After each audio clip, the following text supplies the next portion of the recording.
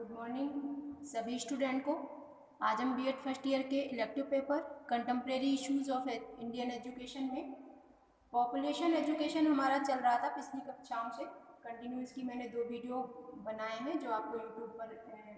मेरी BEd first year की playlist में मिलेंगे। आज इसका मैं जो भाग 3 है इसमें हम चर्चा करेंगे मुख्य रूप से कि जनसंख्या शिक्षा है तो उसकी प्रकृति क्या होती है, नेचर ऑफ पॉपुलेशन एजुकेशन, या उसकी विशेषताएं क्या होती हैं,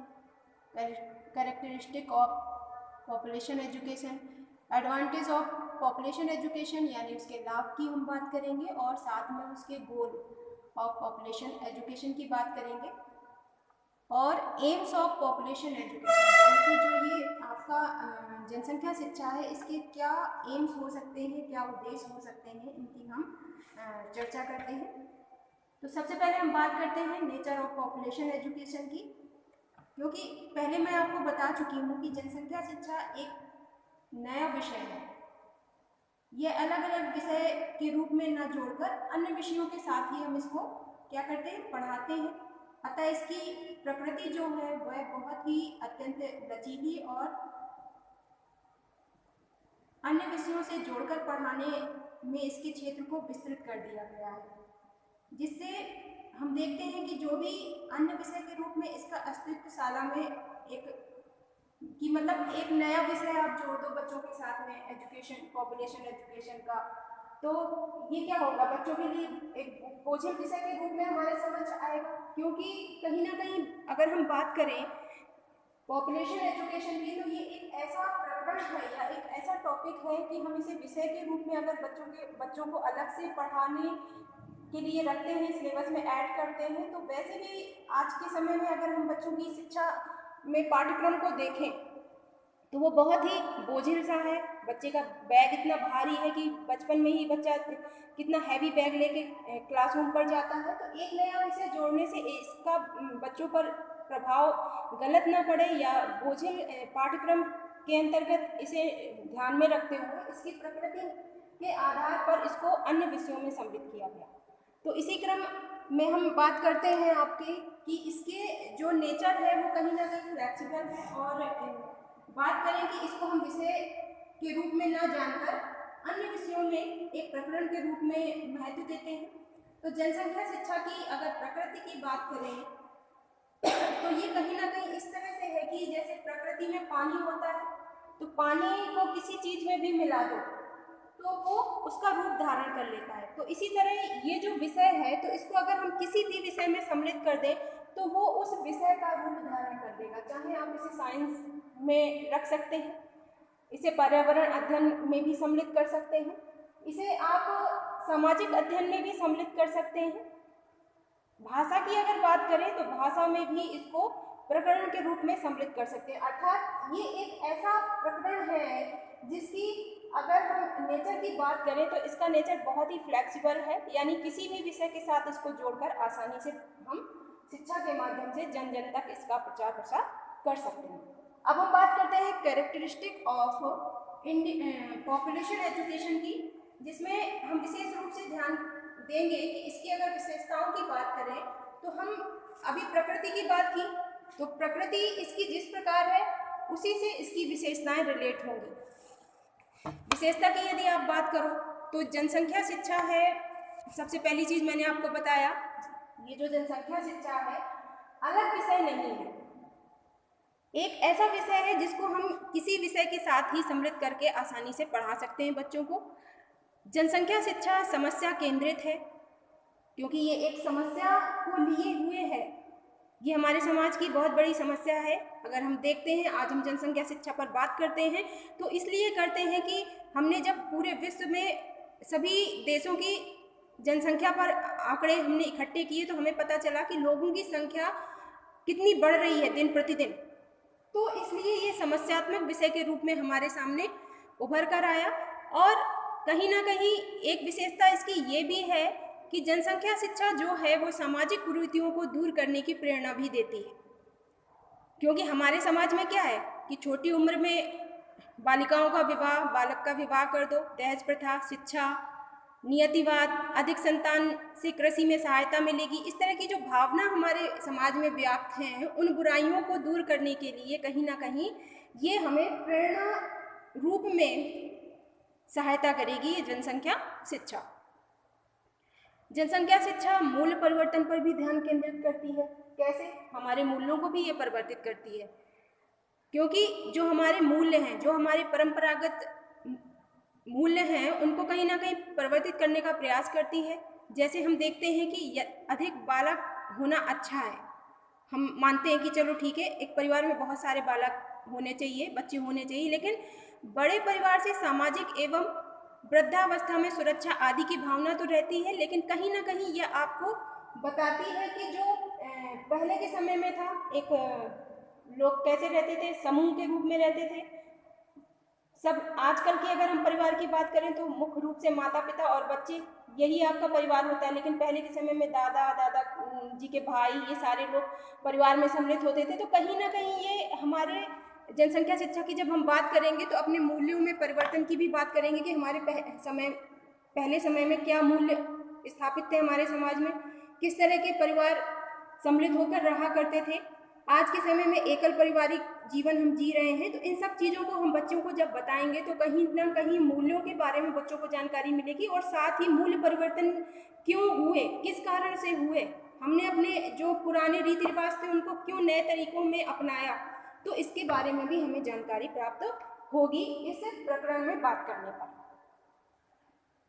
आगे देखते हैं इसमें कि जनसंख्या शिक्षा जो है वो कहीं ना कहीं इस विशेषता को भी लिए हुए है कि जनसंख्या शिक्षा का जो जीवन स्तर को सुधारने का सीधा संबंध है। हम जीवन स्तर की बात करते हैं तो ये जीवन स्तर के सुधारने की बात करता है, क्योंकि आप देखेंगे कि यह जीवन स्तर के गुणात्मक उन्नयन से संबंधित है, क्योंकि संख्या का प्रभाव जीवन के गुणात्मक पहलू पर कैसे पड़ता है इसको ये जांचती है।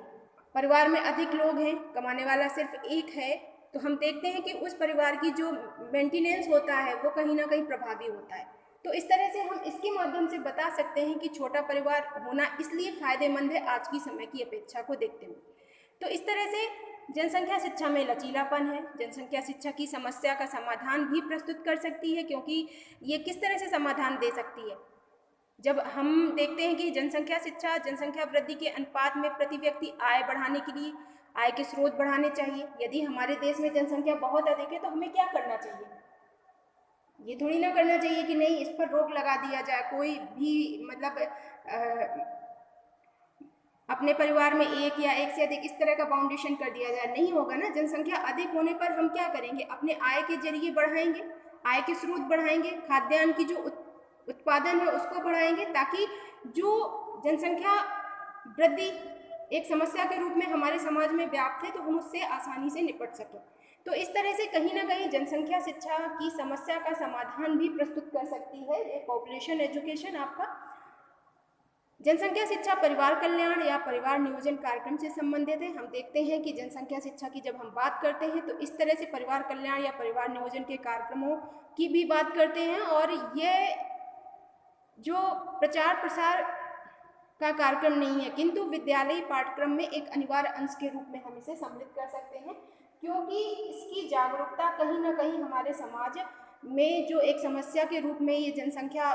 बढ़ रही है, विस्फोट हो रहा है, बात करते हैं बहुत जनसंख्या है, भारत दूसरे नंबर पर है, चीन पहले नंबर पर है, तो कहीं ना कहीं हम जब इस पर चर्चा करेंगे, हम जब बच्चों से बात करेंगे तो बच्चे इसे अपने ज्ञान में सम्मिलित करेंगे, तो कहीं ना कहीं समस्या के रूप में जब इसे देखेंगे तो इसके समाधान की ओर वो अग्रसर ही होंगे। तो इस तरह से हमने बात की जनसंख्या शिक्षा की विशेषताओं की। अब हम बात करते हैं advantage of population education. Advantage of population education क्या हो सकते हैं कि हम जनसंख्या शिक्षा के लाभ किस प्रकार से ले सकते हैं। तो छात्र, अगर हम जनसंख्या शिक्षा के बारे में छात्रों को बताते हैं तो छात्र ये जान सकेंगे कि जनसंख्या वृद्धि से अनेक प्रकार की समस्याएं उत्पन्न हो सकती हैं। वह समस्याएं क्या क्या हो सकती हैं? जैसे आर्थिक विकास की गति मंद हो सकती है, अन्य देशों की तुलना में प्रति व्यक्ति आय कम हो सकती है, प्रदूषण की समस्या बढ़ सकती है, स्वास्थ्य के प्रति विपरीत प्रभाव तथा प्राकृतिक साधनों का ह्रास भी हो सकता है। तो ये जो इस प्रकार की एडवांटेज हैं पॉपुलेशन एजुकेशन के हमें प्राप्त होंगे। बात करते हैं हम गोल ऑफ पॉपुलेशन एजुकेशन की कि जनसंख्या शिक्षा का लक्ष्य क्या है, तो कहीं ना कहीं इसका लक्ष्य ये है कि जनसंख्या के प्रति संपूर्ण शैक्षिक वातावरण को सचेत करना, इससे होने वाली समस्याओं से निपटने के लिए हमें जागरूक करना और बढ़ती हुई जनसंख्या जो आज संपूर्ण विश्व को अनेक जटिल समस्याओं से घेरे हुए है, उस पर बात करते हुए जनसंख्या की निरंतर वृद्धि और उससे उत्पन्न समस्याएं जो हमारे विश्व में एक वैश्विक समस्या के रूप में ये व्याप्त है, इसके प्रभाव को कहीं ना कहीं कम करना और इस समस्या से निपटने के समाधानों की बात करना, ये कहीं ना कहीं हमारे इस गोल को पूरा करता है। एम्स ऑफ पॉपुलेशन एजुकेशन की हम बात करें तो इसके जो उद्देश्य हैं वो हम दो तरह से समझ सकते हैं। एक तो सबसे पहली चीज दीर्घकालिक उद्देश्य और तत्कालिक। लॉन्ग टर्म एम्स की अगर हम बात करें तो ये जो जनसंख्या शिक्षा है, शिक्षण के दीर्घकालीन उद्देश्यों को किस प्रकार बताती है कि छात्र एवं शिक्षक को देश की जनसंख्या वृद्धि संबंधी एक भयावह स्थिति के प्रति क्या करेगी, जागरूक बनाएगी और जो राज्य हैं हमारे या हमारी केंद्र सरकारें हैं उनके द्वारा किए जा रहे प्रयत्नों की जानकारी देगी। परिवार, समाज, राष्ट्र एवं विश्व स्तर पर जनसंख्या वृद्धि और सामाजिक आर्थिक विकास के अंतर संबंधों पर बात करेगी। तो इस तरह से हमने देखा कि ये हमें लंबे समय के बाद कुछ ऐसे एम्स हमें प्राप्त होंगे अगर हम इस प्रकरण पर बात करते हैं बच्चों से या इस प्रकरण को विषय में सम्मिलित करके बच्चों को पढ़ाते हैं, तो इसके एडवांटेज हमें मिलेंगे और कहीं ना कहीं एडवांटेज के साथ ये अपने एम्स को भी पूरा करेगी। तत्कालिक उद्देश्यों की अगर हम बात करें तो कहीं ना कहीं राज्य स्तर पर जनसंख्या शिक्षा को आगे बढ़ाने के लिए राज्य स्तरीय परामर्शदात्री का गठन भी कर सकते हैं, या आप ये भी कर सकते हैं कि जनसंख्या शिक्षा को आगे बढ़ाने हेतु बच्चों के अंदर प्रोत्साहन यानी अनुसंधान के लिए प्रोत्साहन करना, विद्यालय जाने वाले 9 से 14 आयु वर्ग के जो भी छात्र हैं उनके लिए विशेष पाठ्यक्रम और कार्यक्रम विस्तृत करना। तो इस तरह से हम तत्कालिक उद्देश्यों के माध्यम से अपने पॉपुलेशन एजुकेशन जो प्रकरण है समस्यात्मक, इस पर बात कर सकते हैं और बच्चों को जागरूक कर सकते हैं। तो इस तरह हमने देखा नेचर ऑफ पॉपुलेशन, विशेषताएं, लाभ, उसके गोल और एम्स की बात की हमने। कल इसी प्रकरण को आगे बढ़ाते हुए जो NCERT ने एम्स ऑफ पॉपुलेशन एजुकेशन के बारे में बात की है, हम उस पर बात करेंगे और प्राथमिक स्तर पर जनसंख्या शिक्षा के क्या उद्देश्य हैं या उच्च प्राथमिक और माध्यमिक स्तर पर जनसंख्या शिक्षा के क्या स्पेशल